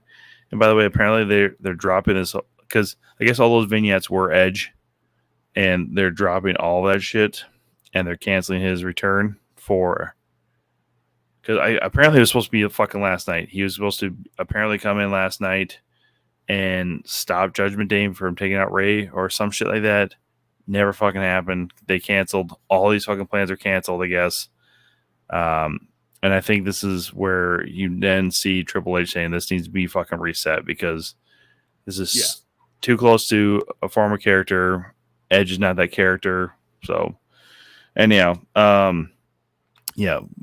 Goldberg would be very short-sighted as far as a replacement, but this is before Triple H was named as far as head of creative. So that might have been Bruce Pritchard just saying like, "Oh, we got fucking Goldberg over there." Yeah, because Bruce Pritchard, loved the guy. He's a great podcaster, great storyteller. Is absolute shit when it comes to creative direction, and you see that with Impact. At least kind of made a tick up after or when he was there, but that's the only time. His track record sucks. Yeah, and Lab Glass, the indication was that the Edge was going to come back for SummerSlam. I don't know what they're going to do now. And there's just so much stuff that's up in the air there. And I mean, I've talked with numerous people about this. The idea is that inside of 2 years, Disney's going to own WWE anyway.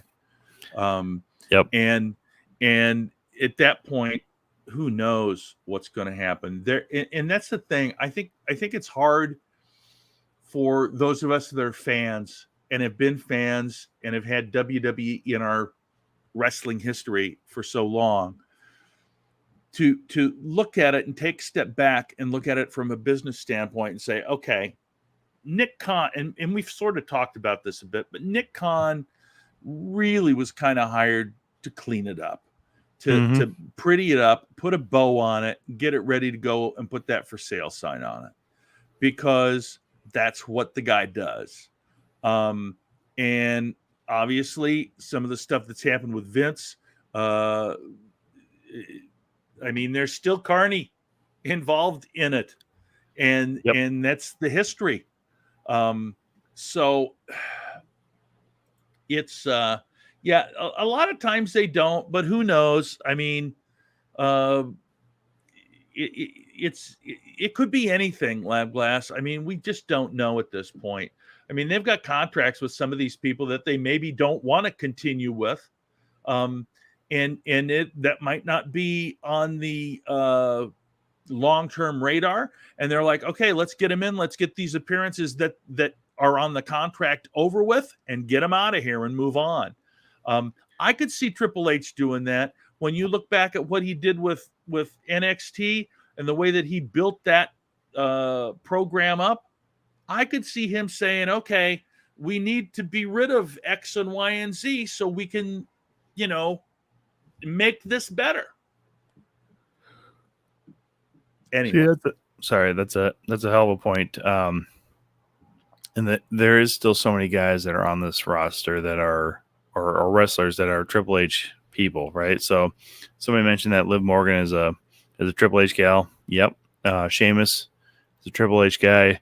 Drew McIntyre, when he came back through NXT, he had that real resurgence with that area, and then found his way on the main roster because he was a Vince guy, right? And then he fell out of grace and was no longer the future champion that he was supposed to be.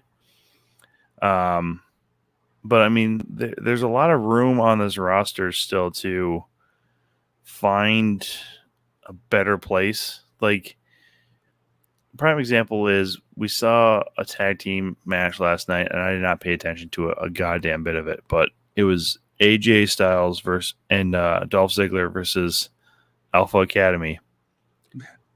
Tell me a reason why AJ Styles and Dolph Ziggler would go into that program for any reason, because neither one of them needs to go tag team direction. It makes zero sense because both of them have been previous champions and never have had great tag team title reigns anywhere. If I'm thinking about it, like with AJ Styles, I don't think he's ever, I know he's held the TNA tag team champions, but I don't know if he was a long-term champion. Right. And I think Ziggler won them before. Well, it was Spirit Squad, but that's beside the fucking point.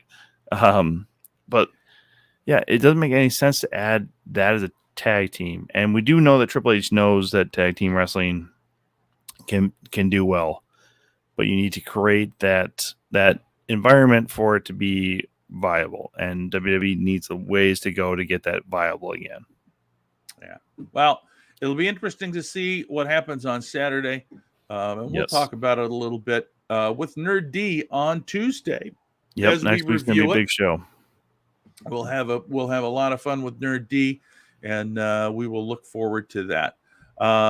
Styles and Omos, yeah, you're right. Dirty Dogs, yeah, I think you're right. But the whole point is they wrestled the match against AJ and Christopher Daniels. Yeah. Mm-hmm. But even that wasn't great. I mean, long term, I think they're still set up to lose to either America's Most Wanted or Beer Money. Yeah. And the other thing is too, there's no reason they should have been wrestling the comedy tag team of the Alpha Academy. I mean, that's just a waste of time, and it's unfortunate because that's just we talked about the comedy stuff before. They've absolutely screwed over Gable and Otis to the point where there's no way that those guys are ever going to come back from it. I mean, I don't think, but whatever. You got anything you're working on this weekend, Thomas? Nothing this weekend. As most of you guys know, I won't be at that Madhouse show. I will be at the Steel Toe Anniversary show at Stoney's in Rockville. And then the night before, I'm going to be in Park Rapids, Minnesota. So I'm actually making another weekend of living out of some luggage that weekend as well. What the hell are you doing in Park Rapids? It's a bar show. I don't know. Nice. It's paying me enough money to bring some equipment up with me too. So, well, there you go. That'll work. All right, gang. We thank you so much, all of you, for participating with us as always. You guys mean the world to us. Please tell a friend. Bring them along with you the next time. Tell them to watch this crap. We will be on next week. Ace will be back, and we will have Nerd D, the amazing Nerd D, to talk with us about SummerSlam. Take care, everybody, and bye-bye.